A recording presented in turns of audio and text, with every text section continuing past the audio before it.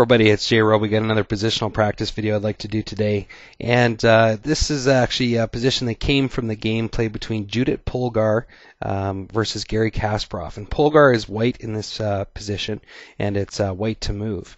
And as I was looking into the history of this game after I came up with my own candidate lines, which we'll get into in a few minutes, there was a very interesting story concerning Judith Polgar, who is the strongest woman chess player in the world, particularly in her matches against Garry Kasparov.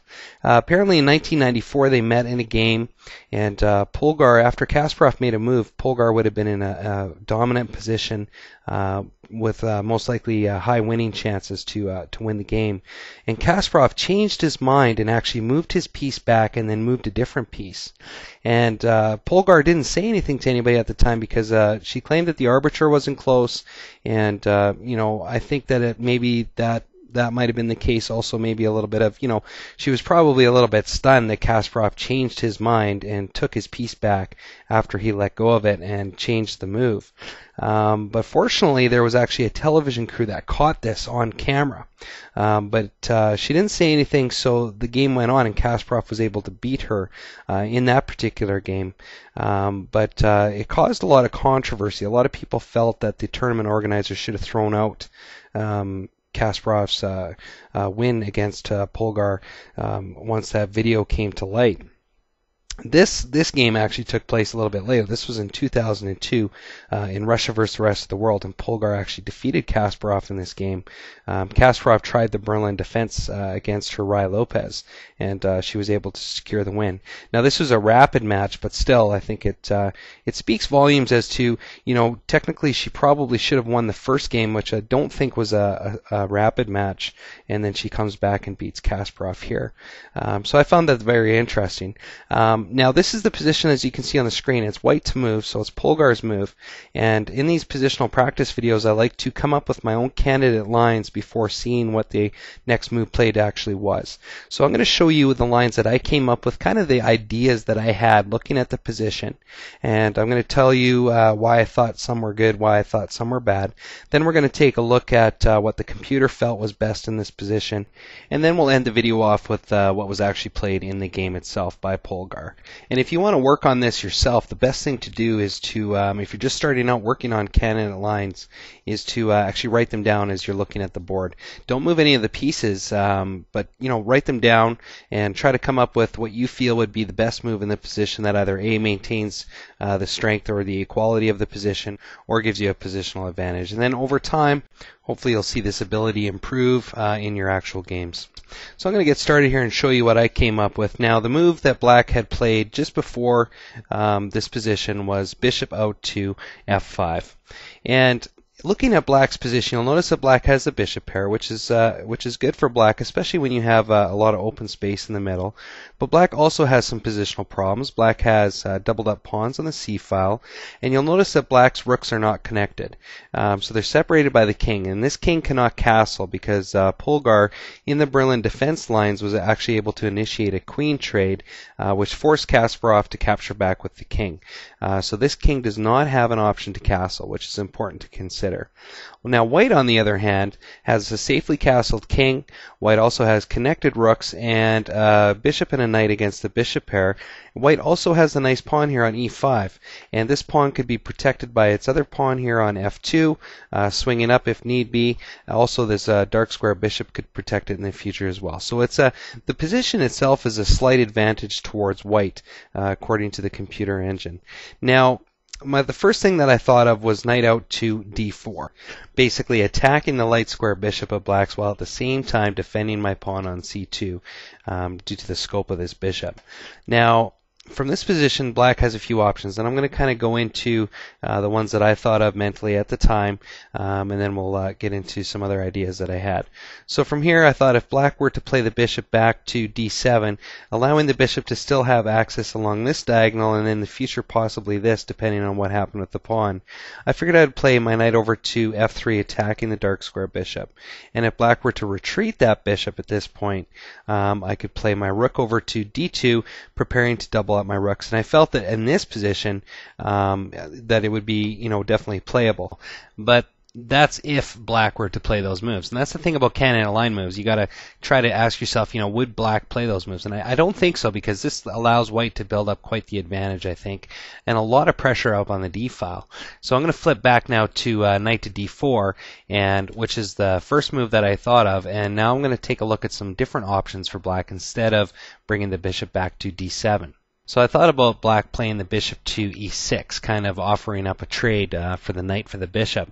And once I recapture, if black takes back with the pawn, from here I can swing my bishop over to c5, exerting a lot of influence along this diagonal here. And then from this position, if black were to play b6, I can just simply move the bishop back. And if black continued by playing pawn to c5, I can just put my bishop here, giving this pawn another defender with the bishop. Also, I still have control over the d file. So I figured from this position, really, it wouldn't do black any good to play the bishop over to e6 here. So I couldn't see black doing that whatsoever. So I'm going to flip back to knight to d4.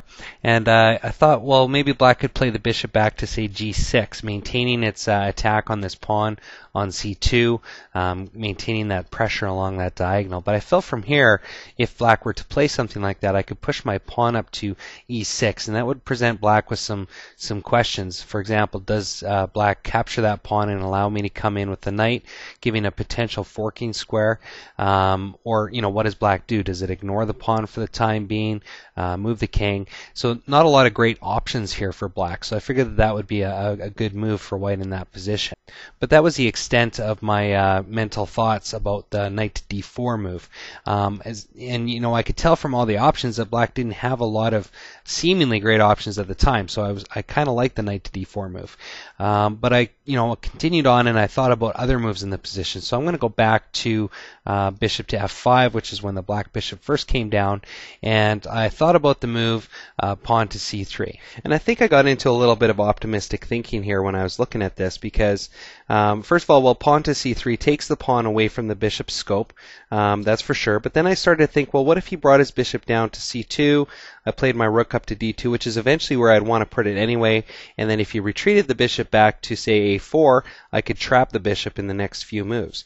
But that's very optimistic thinking, and I don't think that my opponent would play that whatsoever. But it did highlight to me that you do have to be very careful when you're thinking about these things, to not fall into the trap of hoping that your opponent is going to play something that's going to benefit you, because that's just definitely not going to happen. So for example, after c3, my opponent could play, say, rook to d8, and now all of a sudden the positional strength is much less than it was before, because either I'm going to trade the rooks or my opponent is going to trade the rooks. We'll both have one rook apiece, but he'll have the nice bishop pair with a fairly open board to use against me. So I went back to bishop to f5, and I really questioned the whole idea of breaking up the pawn island here. Who knows what's going to happen in the future with these pawns coming down as the game progresses. I might need one of these, either the c pawn or the a pawn or even the b pawn, to make an immediate move to one of these squares here that could be very game breaking. So if I don't have to break up this pawn island here, might as well just leave it. So to me, the knight to d4 move seemed to be the best in the position, simply because it's not only bringing the knight into a more active position, while at the same time protecting the pawn on c2 and posing the question to the black player about what's going to happen with this light square bishop. So I think all in all, I think knight to d4 is the better move in the position. Now I want to go back to bishop to f5, and we're going to take a look at what the computer felt was the best move in the position, which interestingly enough turned out to be pawn to c4. Now black brings the rook over to d8, and then white captures the pawn on a7. And this bishop is actually eventually going to be trapped in these lines, so I'm not exactly sure what the computer was thinking of. If you guys see something that I'm missing, definitely go ahead and post that. But nonetheless, that's what the computer came up with. Now I want to go back to bishop to f5, and we're going to take a look at what Judith Polgar played herself, which turned out to be knight to d4.